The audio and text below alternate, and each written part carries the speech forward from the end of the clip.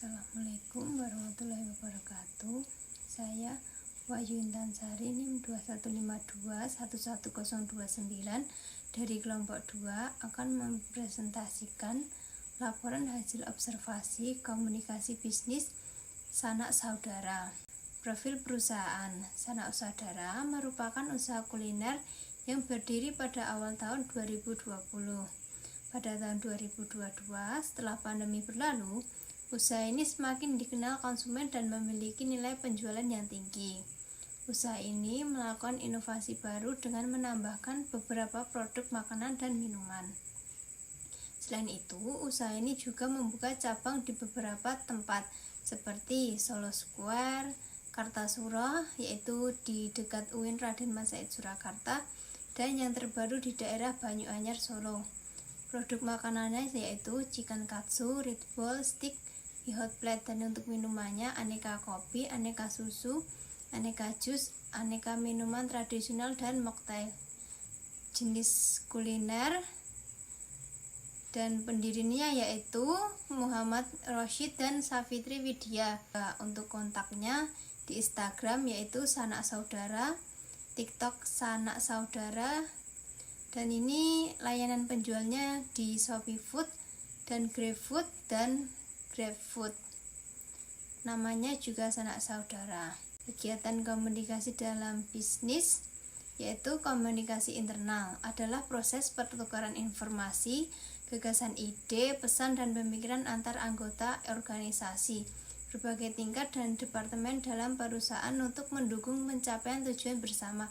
Berdasar implementasi dan teori, Sanak Saudara telah mengimplementasikan beberapa bentuk komunikasi internal yaitu rapat, arahan, kritik dan saran, evaluasi. Contoh komunikasi internal. Jadi, hasil dari kesimpulan hubungan teori dan implementasi secara umum, komunikasi internal di Sanak Saudara sudah berada pada jalur yang benar dan sudah mencakup elemen-elemen utama yang diperlukan untuk mendukung keberlangsungan usaha. Kegiatan komunikasi dalam bisnis yaitu komunikasi eksternal. Komunikasi eksternal perusahaan adalah proses pertukaran informasi antara perusahaan dan pihak-pihak di luar organisasi yang memiliki kepentingan langsung atau tidak langsung terhadap keberlangsungan usaha. Berdasarkan implementasi dari teori, Sanak Saudara telah mengimplementasikan beberapa bentuk komunikasi eksternal yaitu komunikasi dengan pemilik tempat, komunikasi dengan pemasok, komunikasi dengan investor, dan yang terakhir komunikasi dengan pelanggan. Jadi hasil dari kesimpulan hubungan teori dan implementasi sudah mencakup elemen-elemen penting yang mendukung hubungan dengan berbagai pihak eksternal dan telah memiliki pemahaman yang baik tentang pentingnya komunikasi eksternal yang telah melakukan beberapa upaya untuk menjalankannya. Korespondensi merupakan tulang punggung komunikasi dalam bisnis. Hal ini meliputi pertukaran informasi dan representasi formal dan dari perusahaan. Berikut merupakan korespondensi yang terjadi perusahaan ini. Surat dibuat dengan jelas dan ringkas. Jenis bahasa yang digunakan formal. Surat akurat, artinya sasaran atau penerima surat sesuai dengan tujuan surat. Struktur surat dibuat sesuai standar pembuatan yaitu terdiri dari kop surat, tanggal, alamat, penerima, salam pembuka, isi penutup, tanda tangan, dan lampiran. Pemasaran dan pesan persuasif.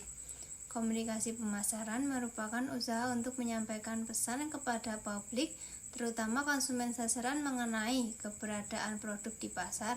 Berikut adalah peran penting komunikasi pemasaran dalam konteks bisnis yaitu penyampaian pesan, menentukan target pasar, peningkat brand awareness, edukasi pelanggan, membangun hubungan jangka panjang dengan pelanggan, mendapatkan feedback pelanggan, dan meningkatkan penjualan.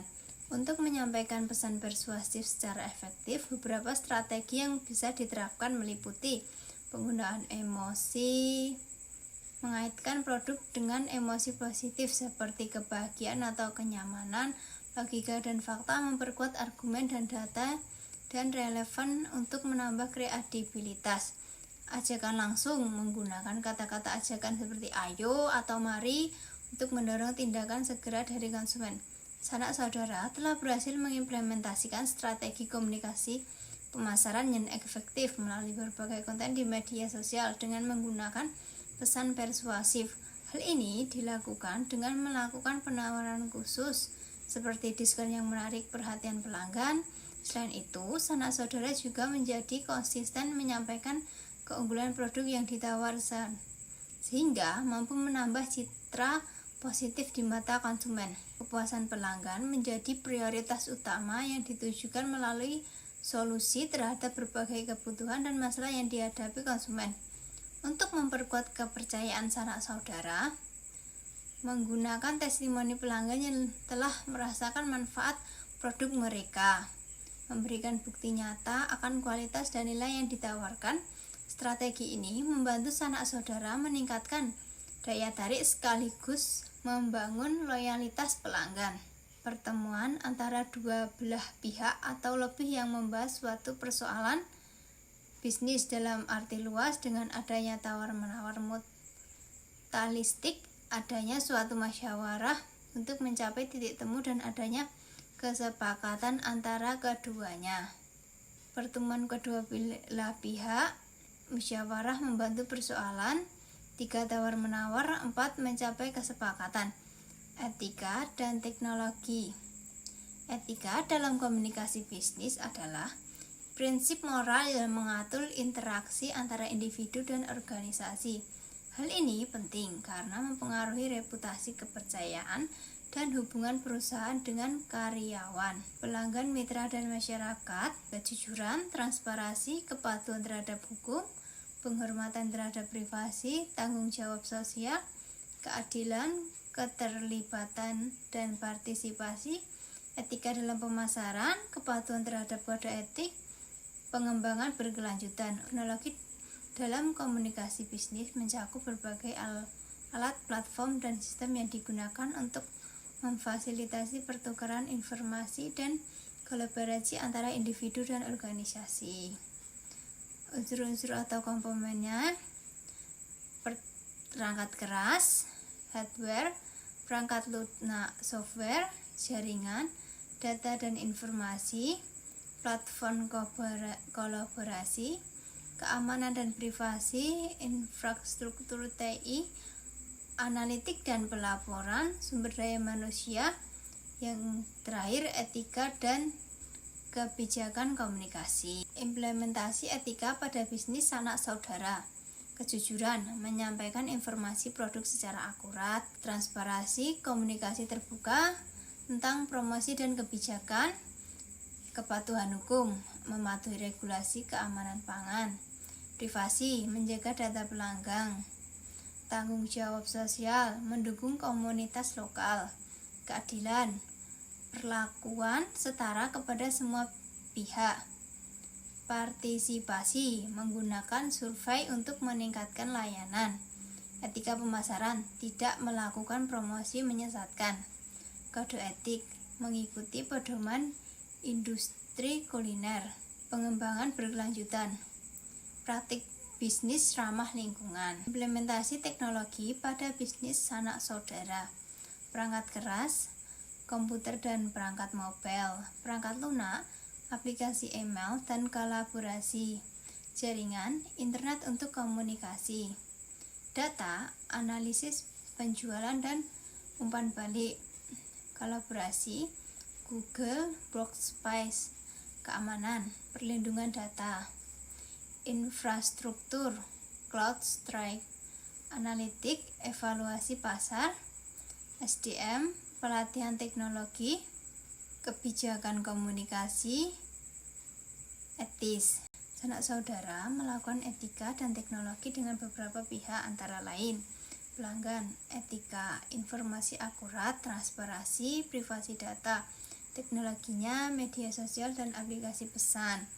Pemasok, etikanya hubungan adil dan transparan, teknologinya manajemen rantai pasokan digital.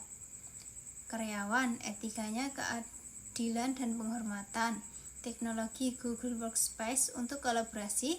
Investor, etikanya transparansi keuangan, teknologi perangkat lunak analitik mitra bisnis, etika, integritas, dan saling menghormati, teknologi, platform komunikasi dan proyek pemerintah atau event, etika, kepatuhan regulasi, teknologi sistem online.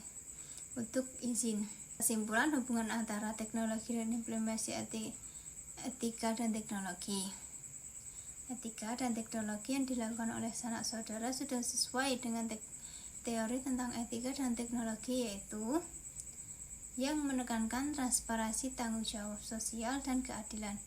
Dengan memanfaatkan platform digital untuk komunikasi dan umpan balik, perusahaan memastikan operasi yang responsif dan transparan. Selain itu, sanak saudara menghormati hak-hak individu dalam pengelolaan data dan privasi, menciptakan kepercayaan di antara pelanggan dan mitra bisnis. Pendekatan ini mencerminkan integritas yang baik antara prinsip etika dan penggunaan teknologi, mendukung keberlanjutan dan tanggung jawab sosial dalam bisnis. Terima kasih, sekian presentasi dari saya. Assalamualaikum warahmatullahi wabarakatuh.